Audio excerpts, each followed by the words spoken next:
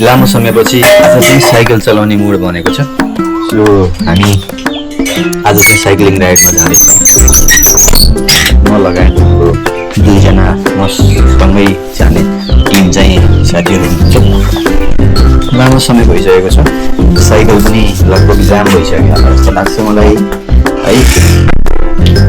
हिँड्नु पऱ्यो, धुलो टटाउनु पऱ्यो अनि जानु पऱ्यो। अलिकति जाडो हुँदाखेरि चाहिँ चलिराखेको थियो होइन।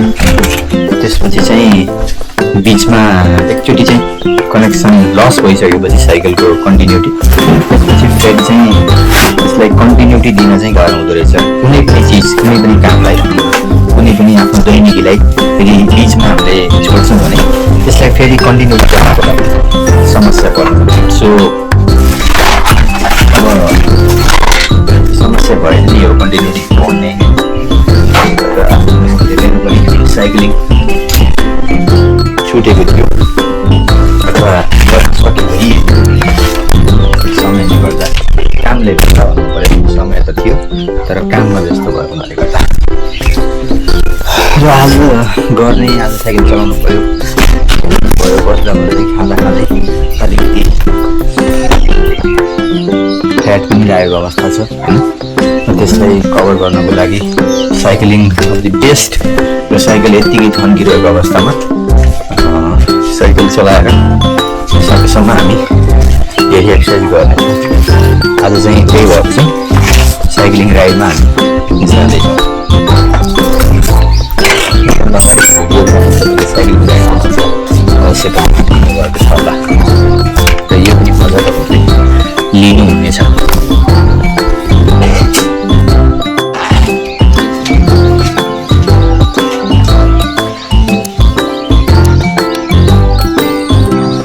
ल म निस्केँ, ल म यहाँ बाबु उठो कि जामै ल आएँ ल।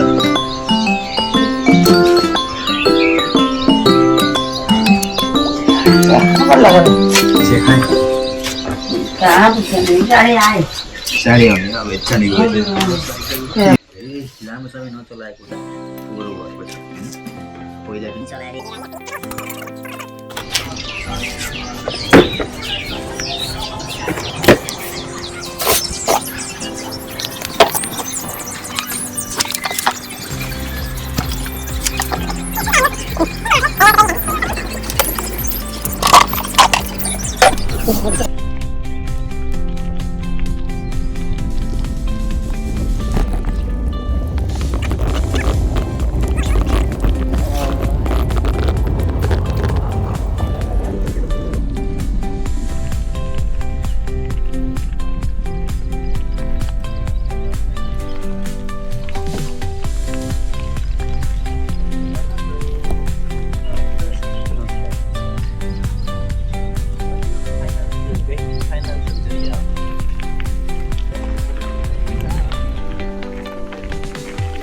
हाम्रो जर्नी अघि नै स्टार्ट भएको र लगभग हामी नियमित हिँडिराख्ने बाटोमा अगाडि बढिरहेका छौँ। लामो समयपछि साइकल यात्रा फेरि हामी कन्टिन्युटी गर्ने प्रयासमा छौँ। अब हाम्रो यही महिनाको अन्तिममा ट्रेकिङ रहेको छ। हामी फोक्सन्डो टु रारा को चाहिँ पास हान्दैछौँ।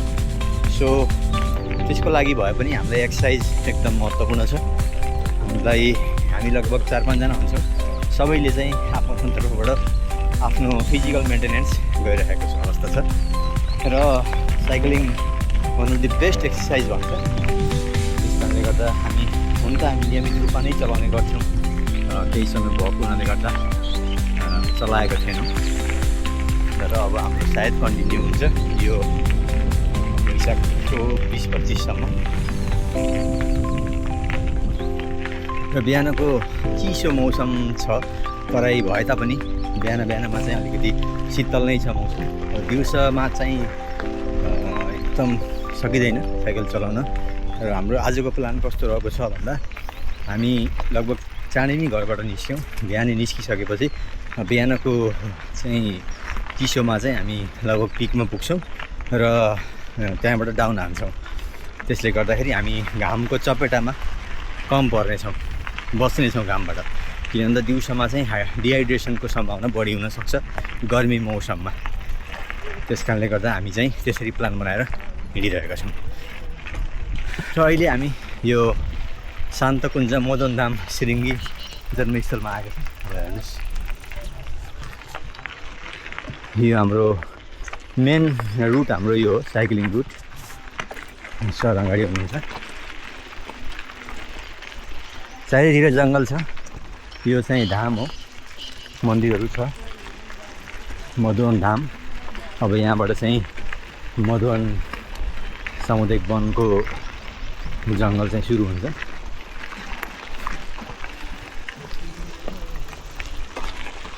रमाइलो छ बिहानको वाक, एक्सर्साइज, फ्रेस हुन्छ, लगभग फिजिकल फिटनेस राम्रो हुन्छ।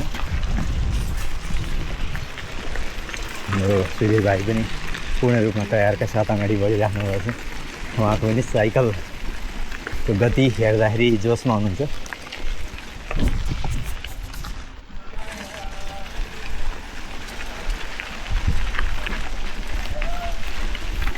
म्युजिकको साथमा हेर्नुहोस्, बवाल म्युजिक पनि बजिरहेको छ।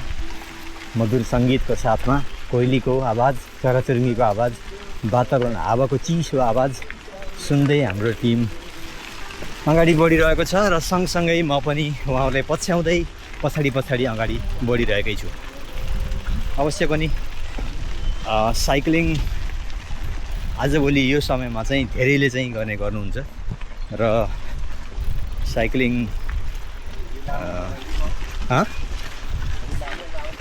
Thank you so much. भन्दा घटेन फाइनली हामी लगभग 400-500 मिटर हाइटमा आइपुगेका छौँ। हामी अहिले आज चाहिँ कैलाचुलीको रुट चाहिँ जाँदैछौँ। हामी कैलाचुली चाहिँ पुग्दैनौँ, केही तलबाट चाहिँ हामी फेरि रिटर्न ब्याक हुनेछौँ। र हाम्रो टिमले एकदम यो उकालोमा पनि स्मार्ट तरिकाले टेक्निक लगाएर चाहिँ माथि बढिरहेको छ। चिसो हावा चलिरहेको छ, मौसम एकदम हाम्रो अनुकूलमै नै छ। माथि अब जान्छौँ। यो बाटो सायद तपाईँले पहिला पनि देखिसक्नु भएको छ, र आज केही नयाँ हुन पनि सक्छ। भिडियोमा कन्टिन्युटी दिइरहनु होला। हामी यो लगभग 600 मिटर हाइट चढिसकेपछि बाटोमा चाहिँ ऐसेलु लट्रम्मै फलेको देखियो र हामीले ऐसेलु खाँदैछौँ। सुधीर भाइले टिपेर भर्खरै मिठो स्वाद लिँदै खाइरहेका छन्। फर्स्ट टाइम चाहिँ सुधीरले यो ऐसेलुको स्वाद चाखेका छन्। सायद तपाईँहरू धेरैलाई चाहिँ ऐसेलु भन्ने थाहा छ होला, यदि पाहाडमा बस्नुभएको छ अथवा पाहाडबाट चाहिँ तपाईँ तराईमा झर्नुभएको छ भने पनि उहाँहरूलाई चाहिँ अवश्य पनि थाहा छ होला। र हामी अहिले पहाडी एरियामा भएको हुँदा लसप्पै छ, माथि पनि छ है। त्यस कारणले गर्दा यो ऐसेलु एकदम जडीबुटीय गुणदेखि लिएर शरीरको लागि एकदम लाभदायक छ। सो यदि तपाईँ पाहाडतिर चढ्नुभयो अथवा जानुभयो भने अहिले चाहिँ यो ऐसेलुको सिजन रहेको हुँदा तपाईँले पनि यसको स्वाद चाख्नु होला। भर्खरै ऐसेलु टिपेर हामी अब खाँदै तयारीमा छौँ। केही घरको लागि लैजाने र यहीँ बसेर हामी अब एकैछिन ऐसेलु खान्छौँ। यदि तपाईँ पनि ऐसेलु खानुभएको छैन भने पाहाडतिर जानु होला। अहिले यो सिजनमा ऐसेलु अचप्पै पाकेको छ। ल आउनुहोस् सुरु गरौँ, ऐसेलु खाउँ। हाम्रो आजको मर्निङ एक्सर्साइज कम्प्लिट भएको छ र अहिले हामी फेरि अब आफ्नो घरतर्फ रिटर्न हुँदैछौँ। एकदम रमाइलो भयो हाम्रो मर्निङ राइड। धेरै लामो समयपछि हामीले फेरि आफ्नो साइक्लिङलाई कन्टिन्युटी दिने क्रममा चाहिँ आज चलायौँ। आई थिङ्क अब लगातार मैले अघि नै तपाईँलाई भनिसकेको छु, हाम्रो अब यो महिनाको अन्तिममा ट्रेकिङ रहेको छ। त्यो ट्रेकिङ हाम्रो लगभग 15 देखि 20 दिनको हुनेछ। त्यस कारणले गर्दा त्यसको लागि पनि हाम्रो फिटनेस हुन एकदम जरुरी भएको हुँदा यो राइडिङलाई चाहिँ हामीले त्यससँग चाहिँ कम्पेरिजन गर्न सक्छौँ।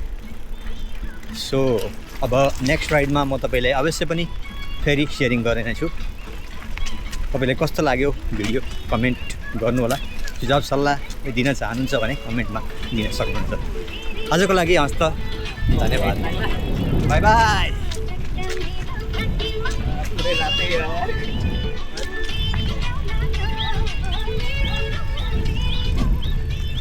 See you guys. Bye bye.